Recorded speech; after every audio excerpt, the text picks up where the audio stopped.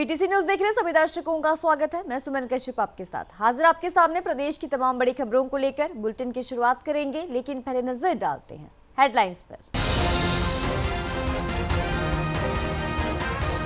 दादरी पहुंचे मुख्यमंत्री नायब सिंह सैनी, एक पेड़ मां के नाम मुहिम का आगाज किया। कहा इस मुहिम के तहत हरियाणा में लगेंगे 1,86,00,000 पौधे।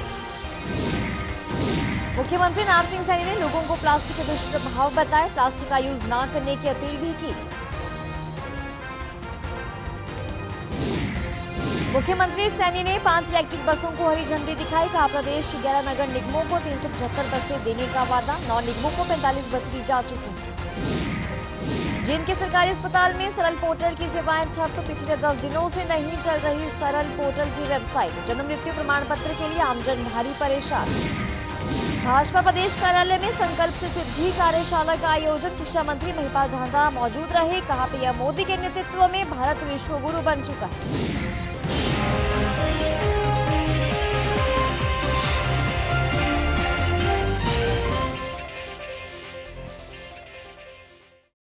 और अब खबरें विस्तार से। हरियाणा के मुख्यमंत्री नायब सिंह सैनी ने विश्व पर्यावरण दिवस पर आयोजित राज्य स्तरीय कार्यक्रम में चरखी दादरी में पर्यावरण के प्रति अपनी प्रतिबद्धता दिखाई। वे यहां इलेक्ट्रिक कार से पहुंचे और इसके बाद उन्होंने एक पेड़ मां के नाम अभियान के तहत पौधारोपण कर पर्यावरण संरक्षण का संदेश भी दिया। इसके बाद 5 इलेक्ट्रिक बसों को हरी झंडी दिखाकर रवाना भी किया। ये चरखी दादरी ऐतिहासिक नगरी है और मुझे ये खुशी भी हो रही है, गर्व भी हो रहा है कि आज विश्व पर्यावरण दिवस के अवसर पर जो मोदी जी ने एक अभियान शुरू किया था, एक पेड़ मां के नाम, और आज उस अभियान का ये दूसरा चरण शुरू हो रहा है। और उस दूसरे चरण में हमारे जो अरावली का क्षेत्र है, वो अरावली का क्षेत्र हरा भरा हो और इसके साथ साथ एक और मियावाकी फॉरेस्ट, यहां पर ज्यादा पेड़ लगें और ये पूरा क्षेत्र हरा भरा हो। मुख्यमंत्री नायब सिंह सैनी ने ये कहा कि इस बार प्लास्टिक मुक्त धरती थीम पर पर्यावरण दिवस मनाया जा रहा है। उन्होंने लोगों को प्लास्टिक के दुष्प्रभाव के बारे में जानकारी भी दी और प्लास्टिक का यूज ना करने की अपील भी की। तो वहीं इस दौरान जूट से बने थैले भी वितरित किए गए। सीएम ने एक पेड़ मां के नाम अभियान के तहत मियावाकी तकनीक पर विकसित किए जाने वाले वनों का पौधारोपण कर शुभारंभ भी किया। जब हम पॉलीथीन की हमारे मंत्री जी बात कर रहे हैं और प्लास्टिक मुक्त होना चाहिए, अगर हम आजकल, क्योंकि जो पानी की बोतल भी है, ये पानी की बोतल में पानी तो हम पीते हैं, ट्रेंड भी है भी पानी की बोतल में पिएंगे, घर वाला पानी नहीं पिएंगे, परंतु उस बोतल के अंदर ये नहीं पता 1 साल से पानी वो रखा है, आपको तो मालूम नहीं है, और वो कितने दिन धूप में रखा गया है, वो 1 महीना रखा है, 15 दिन रखा है। जब वो अपनी एक हीट के ऊपर पानी जाता है, क्योंकि वो प्लास्टिक की बोतल में है, और प्लास्टिक की बोतल का वो दुष्परिणाम आपको बताया भी है कि अगर एक पॉलीथीन को जलाएंगे तो उसमें से कितना पोल्यूशन। मुख्यमंत्री नायब सिंह सैनी ने 5 इलेक्ट्रिक बसों को हरी झंडी दिखाकर रवाना किया। सीएम ने ये कहा कि सरकार प्रदेश के 11 नगर निगमों को 375 बसें देगी, जिनमें से 9 निगमों को 45 बसें दी जा चुकी हैं और इसके अलावा ई बस योजना के तहत 450 और बसें 2026 तक खरीदेंगे, जो शहरों के अंदर चलेंगे। सुनिए क्या कुछ कहा मुख्यमंत्री ने। आज हमने 5 इलेक्ट्रिक बसें जो धुआं रहित, उनको हरी झंडी दिखा करके आज यहां से रवाना किया है।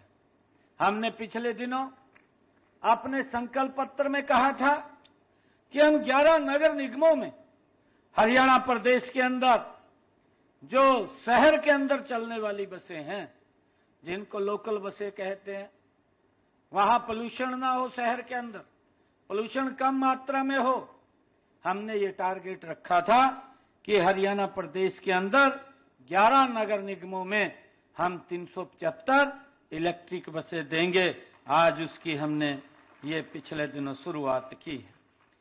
हमने इससे पहले भी जो पीछे 9 शहरों के अंदर इस सिटी बस सेवा के तहत लगभग 45 बसें पिछले दिनों अलग अलग इन नगर निगम क्षेत्रों के अंदर भेजने का काम किया था। रोहतक में भाजपा प्रदेश कार्यालय में संकल्प से सिद्धि कार्यशाला का आयोजन किया गया और इस कार्यक्रम में हरियाणा के शिक्षा मंत्री महिपाल ढांडा ने मुख्य अतिथि के तौर पर शिरकत की। तो इस कार्यक्रम को लेकर महिपाल ढांडा ने ये कहा कि पीएम मोदी के कुशल नेतृत्व में 11 साल में विकास कार्यों को लेकर कार्यशाला का आयोजन किया गया है। कैसे इन वर्षों में भारत दुनिया में विश्व गुरु बनकर निखरा है, ये सबने देखा है। सुनिए क्या कुछ कहा महिपाल ढांडा ने। ऐसे भारत का निर्माण, नए भारत का निर्माण करना, जिस भारत में शक्ति संपन्न है, जो भारत गरीबी के पंजों से निकल के एक समृद्ध देश बनने की दिशा में आगे बढ़ रहा है। ऐसा भारत, जिस भारत को दुनिया में कोई पूछता नहीं था, उस भारत को आज दुनिया स्वीकार करने लग गई है।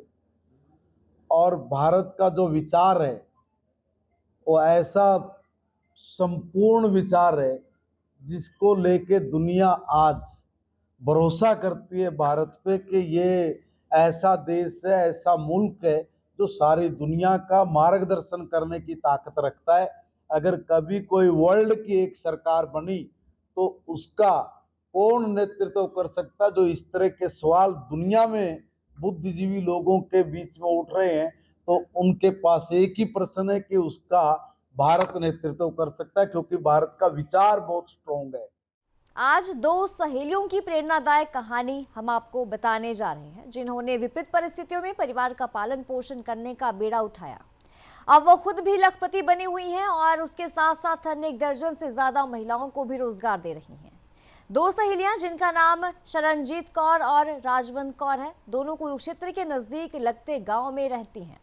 तो शरणजीत कौर कुरुक्षेत्र के ज्योतिसर गांव की रहने वाली हैं, तो वहीं राजवंत कौर दबालपुर गांव की रहने वाली हैं।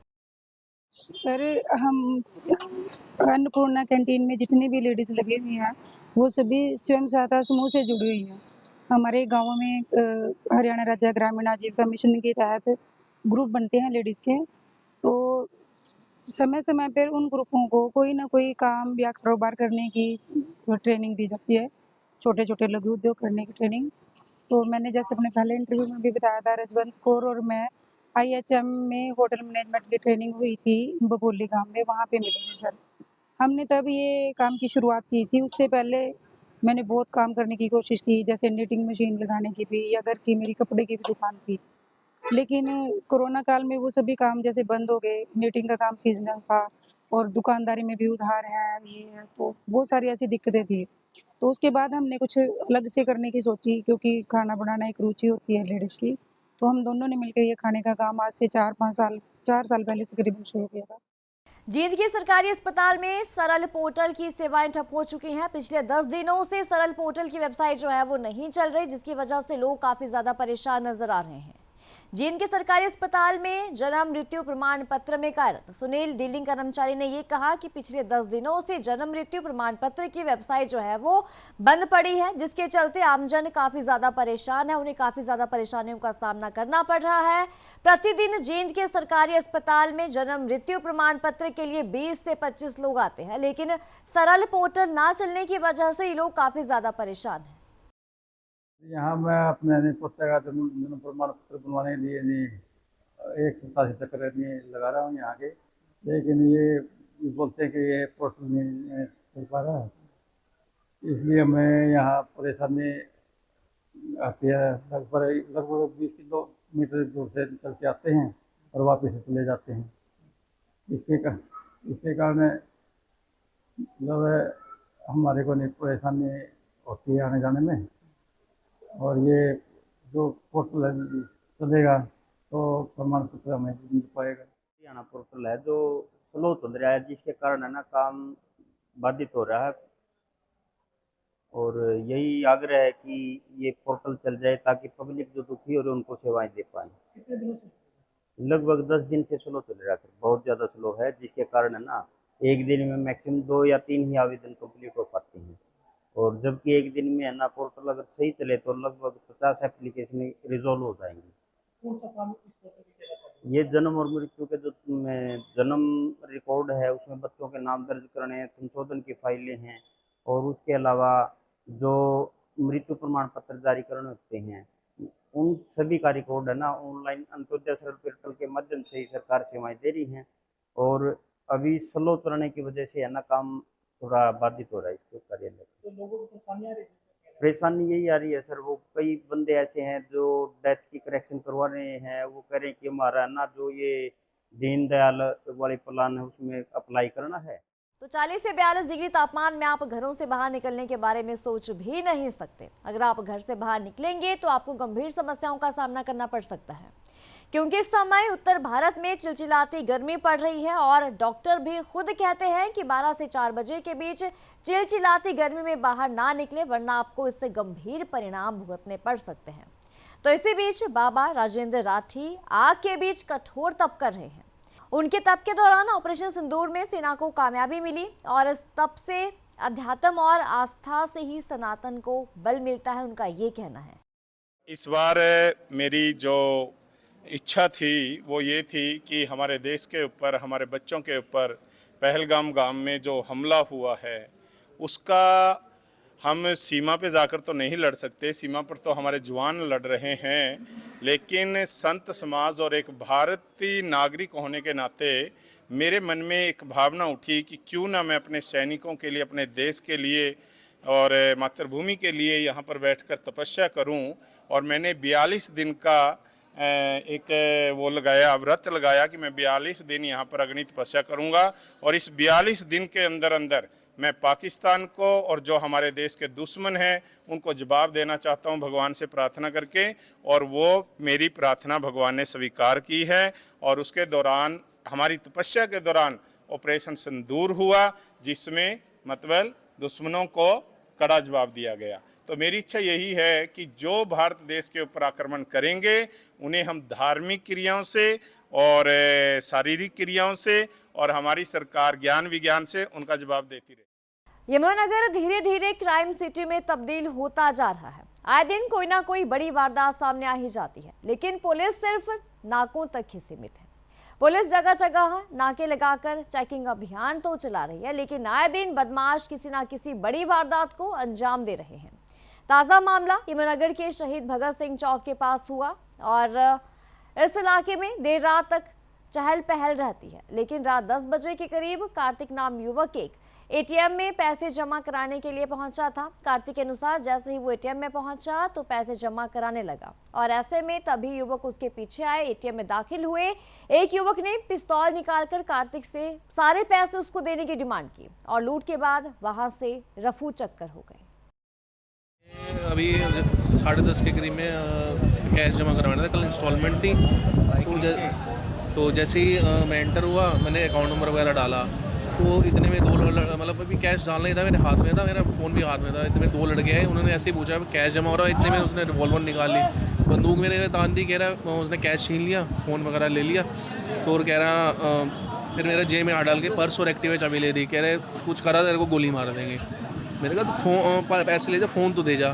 कह रहा नहीं, कह रहा तूने बाहर नहीं आना बस। वो जैसे ही मतलब वो अंदर बंद करके बाहर चले गए, कह रहे तेरा फ़ोन मिल जाएगा, तूने बाहर नहीं आना। मैं फिर एक 2 मिनट बाद बाहर आया हूँ। मैंने किसी से लेके फ़ोन करा, घर पे बुलाया भाई और को, सबसे घर से बुलाया।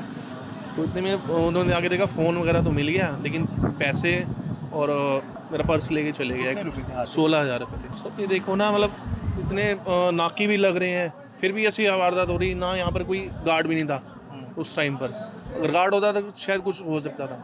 मतलब बेखौफ घूम रहे हैं रिवॉल्वर के ऊपर। जान भी तो सर वो तो ये कह रहा था तेरे को गोली मार देंगे, सीधा उसने ये कहा है, मेरे को सामान दे दे तेरे को गोली मार देंगे। इस बुलेटिन में इतना ही। खबरों की ज्यादा अपडेट के लिए आप बने रहिए हमारे साथ।